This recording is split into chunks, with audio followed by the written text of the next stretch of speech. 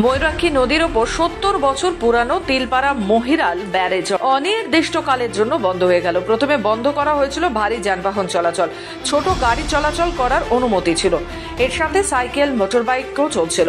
কিন্তু আজ হঠাৎই ব্যারেজের নিচে জলাধার বড় বড় পিলার সেখানকার ভেঙে যায়।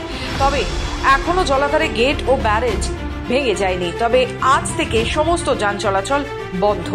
এই তিলপাড়া ব্যারেজের ওপর দেউচা পাচামের শিল্প রয়েছে। উত্তরবঙ্গ এবং দক্ষিণবঙ্গের যোগাযোগ ব্যবস্থা বিচ্ছিন্ন হয়ে যাবে। এর ফলে চরম ভোগান্তির শিকার বীরভূমের বাসিন্দা সহ অন্যান্য পার্শ্ববর্তী জেলাগুলোর মানুষ। ক্ষতিগ্রস্ত সকলে। ব্যারেজ ভাঙার সাথে সাথে জলাধারের গেট ভেঙে গেলে অনুমান করা যাচ্ছে লক্ষ্য গ্রামের চাষ জমি চলে যাবে জলের তলায়।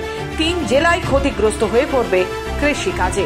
এখানে আমাদের এসি সাহেব আছেন, ইঞ্জিনিয়ার, উনি আমাদেরকে জানালেন কি আমাদেরকে এখন ছোট 4 চাকা গাড়ি আছে সেটা রেস্ট্রিক্ট করতে হবে, মোটরসাইকেল ওগুলো রেস্ট্রিক্ট করতে হবে। তো সেটা আমরা এখন প্রসেস স্টার্ট করছি। আমরা কিছু বাইকগুলোকে আটকে হয়েছে, যতগুলো বাইকগুলো চলে এসছে এদেরকে একটু আস্তে আস্তে করে আমরা ক্লিয়ার করে তারপরে ফুলি রেস্ট্রিকশন হবে। এখন কোনো বাকি ছোট গাড়ি বগেরা আমরা অ্যালাউ করছি না।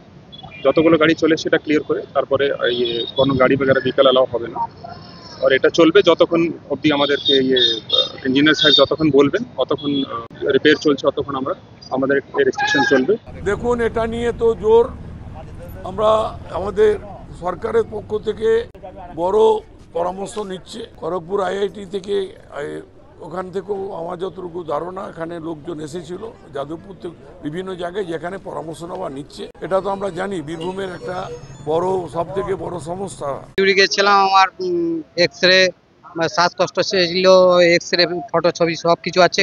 হ্যাঁ, তো এই ডাক্তার আমি সারকুড়িতে দেখাবো। তো যাওয়ার সময় আমি গেলাম, একটু আগে কোনো অসুবিধা ছিল না।